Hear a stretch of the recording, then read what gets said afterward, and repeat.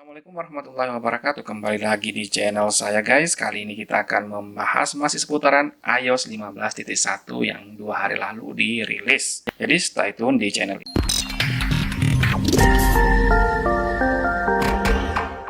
Kali ini kita akan membahas settingan yang harus Anda ketahui ya, ataukah settingan iPhone yang mesti Anda matikan ataukah Anda nyalakan khusus untuk iOS 15.1. Jadi yang pertama kita bahas adalah kita masuk terus di pengaturan ya teman-teman, kemudian kita masuk di notifikasi, kemudian sekarang ada namanya berbagi layar ya. Pastikan ini nyala kalau Anda ingin nanti kalau Anda misalnya melakukan FaceTime menggunakan share play atau pencerminan layar ya. Jadi ini sangat membantu Anda untuk memberitahukan bahwa ini ternyata sudah connect berbagi layarnya atau share play-nya ketika Anda melakukan FaceTime ya. Kemudian yang selanjutnya kita masuk ke Safari ya. Settingan yang harus Anda juga ketahui adalah namanya kalian nonaktifkan atau aktifkan ini para muat hasil teratas ya. Ini fungsinya ketika Anda misalnya menggunakan Safari untuk browsing ya. Ketika Anda ketik otomatis aplikasi Safari menyarankan file pencarian Anda yang signifikan itu akan default Safari akan mengutamakan ya, yang mana yang mesti Anda urutan pertama web ini ataukah web kedua dan sebagainya. Kalau Anda matikan otomatis ya tidak default ya, artinya kalian teracak ketika Anda misalnya browsing melalui misalnya Safari, kalian misalnya masuk di web ya, kemudian kalian bisa melakukan pencarian, otomatis kalau Anda ini aktif, ini pramuat hasil teratas aktif, otomatis secara default ya Google ataukah Safari ini memprioritaskan yang mana dia akan urutkan untuk masa pencarian kalian. Jadi kalau no aktif ya otomatis ya kemungkinan besar itu akan teracak ya teman-teman. Kemudian yang harus Anda ketahui juga adalah masalah ya kalian harus turun ke bawah ya, ini cegah pelacakan lintas situs ya.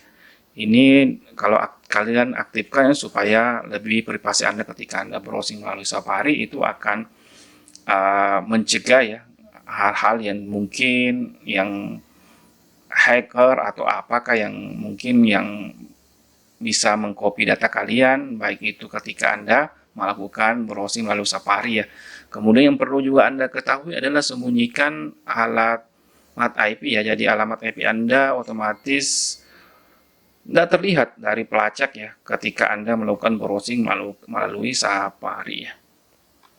Kemudian yang mesti juga kalian tahu ya untuk iOS 15 sekarang yaitu kita masuk di privasi yang kalian mesti tahu settingan ataukah kalau mau aktifkan nonaktifkan ya, kita masuk di privasi. Kemudian ini pelacakan ya teman-teman, kalian bisa menonaktifkan ya, jadi tidak ada lagi aplikasi pihak ketiga yang minta untuk diaktifkan trackingnya. Kalau ini mati otomatis semua berhenti aplikasi untuk melacak privasi dari iPhone kalian ya teman-teman. Kalau memang Anda aktifkan otomatis ketika Anda menginstal aplikasi pasti ada pemberitahuan apakah Anda mengizinkan untuk aplikasi ini untuk melacak ya. Kalian juga bisa pilih sebenarnya untuk mengaktifkan, kalian juga bisa untuk menonaktifkan kayak gini aja, otomatis dia sudah nonaktif semua ya teman-teman.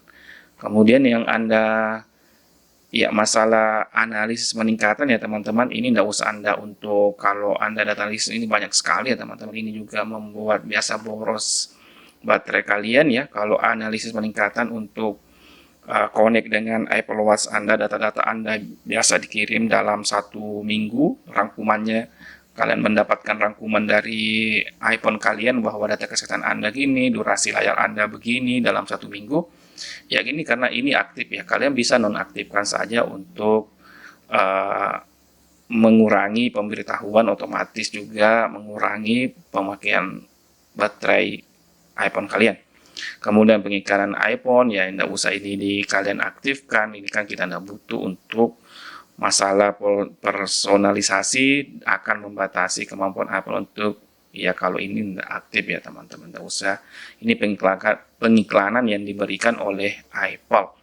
Kemudian rekan aktivitas aplikasi, kalau Anda ingin meringkas ya, ini saya bilang tadi juga, dalam 7 hari berisi kapan aplikasi mengakses data Anda kalau memang Anda ingin membuat rekaman aktivitas aplikasi dalam 7 hari. Siapa-siapa sih merekam aktivitas aplikasi ya, aplikasi apa yang merekam aktivitas kalian ya teman-teman. Kalau Anda ingin aktifkan ya sarankan tidak usah Anda pakai.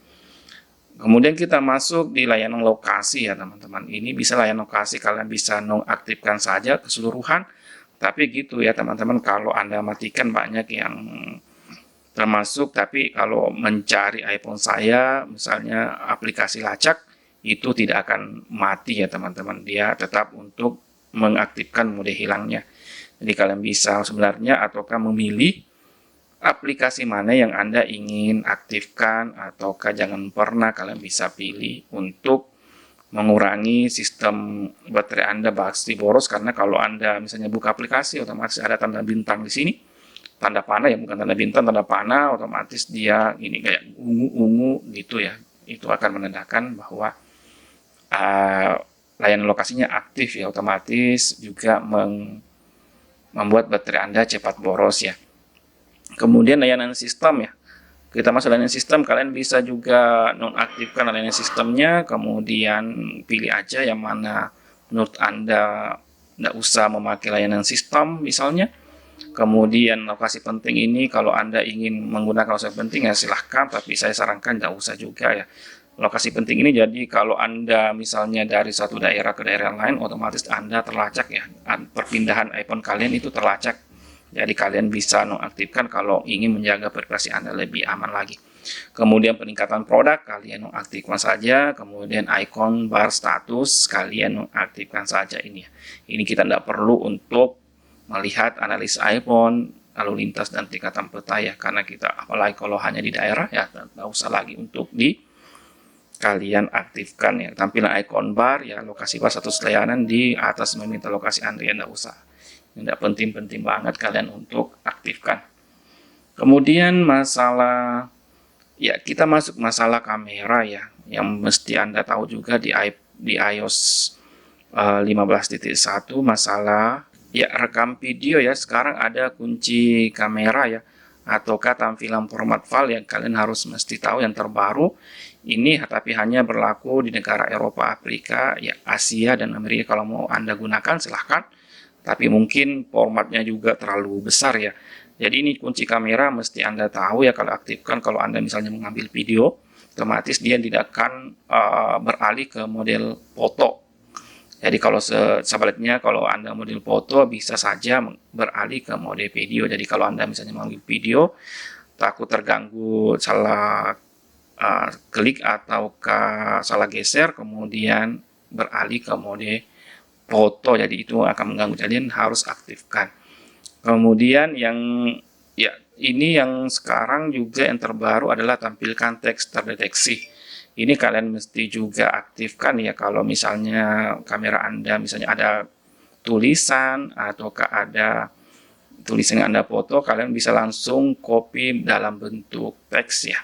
Jadi cukup memudahkan kalian kalau Anda ingin mengirim dalam ke media sosial tapi dalam bentuk teks, tapi bukan dalam bentuk JPG atau PNG. Kalian bisa aktifkan tampilan teks yang terdeteksi cukup. Tapi sayangnya ya, ini hanya berlaku ke iOS 12 bukan iOS, chipset iOS 12 Bionic ya. Jadi cukup ya disayangkan ya, tapi kalau pengguna iPhone 7, iPhone 6s sudah tidak didukung ya. Oke, cukup sekian untuk video kali ini ya. Jika memang Anda suka atau bermanfaat, silahkan like, share ke teman Anda atau media sosial Anda. Jika Anda belum subscribe, silahkan subscribe channel di phone ini ya. Nantikan video saya selanjutnya. Assalamualaikum warahmatullahi wabarakatuh.